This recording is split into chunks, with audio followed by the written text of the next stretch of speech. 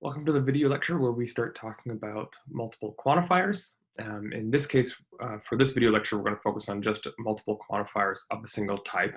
But before we do that, let me just introduce you to the idea of multiple quantifiers in general.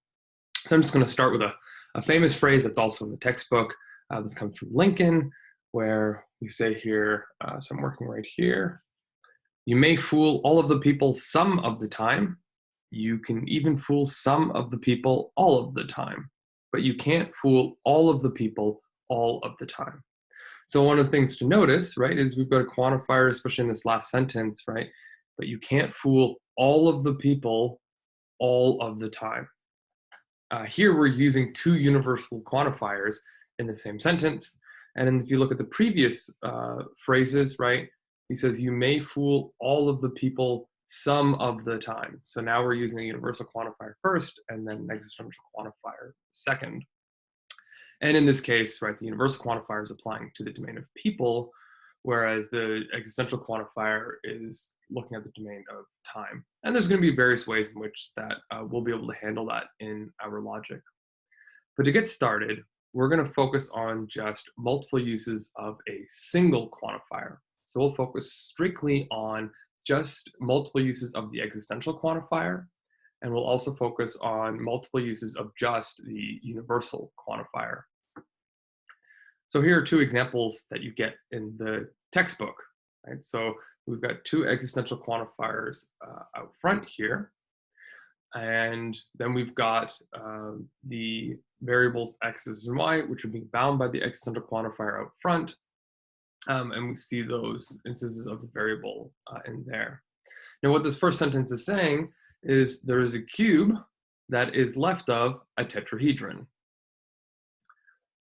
So we need two different variables, right? You need an x and a y because you need to say that there exists a cube, and you also need to say that there exists a tetrahedron. And since we know, by given the meanings of cube and tetrahedron, they can't be the same thing. So we're going to need two different variables because we also want to specify that they're two different things.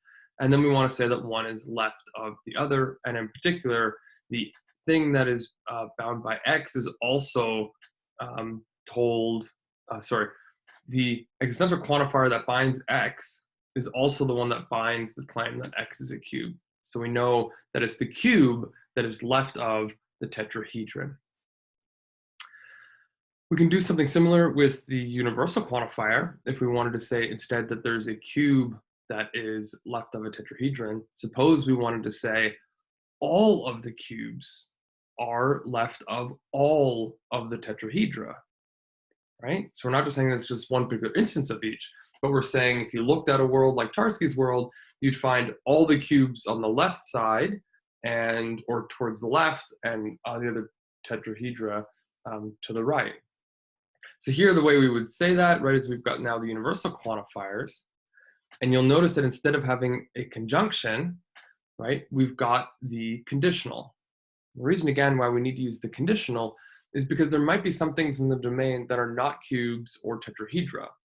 There might be dodecahedra in the domain. And this rule, what we're trying to express, it doesn't apply to the dodecahedra. We're not saying that everything's a cube and everything's a tetrahedron and every cube is left. That's not what we're trying to say. What we're trying to say is that all things that are cubes are going to be left of all things that are tetrahedra. So what we specify here in the antecedent is that anything that satisfies being a cube, and for all those things that satisfy being a tetrahedron, we're now going to say that there's a relationship between those things.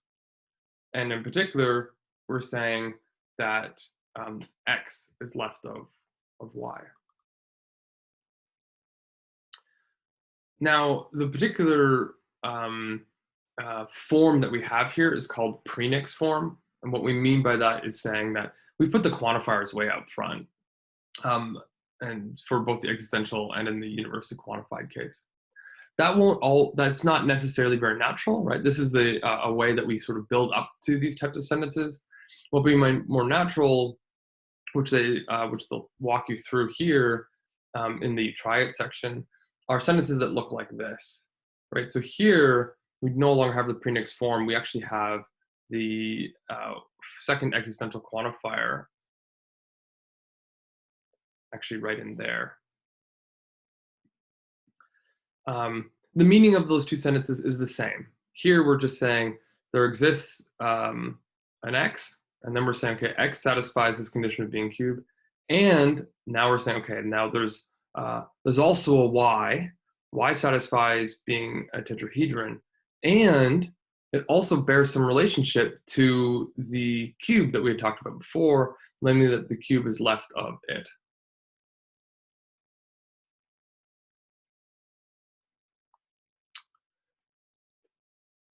Sorry, my computer just kicked me off my my drawing device. In any case, so what we're going to do is work up to building these premix form sentences, and you'll see this in the you try it section.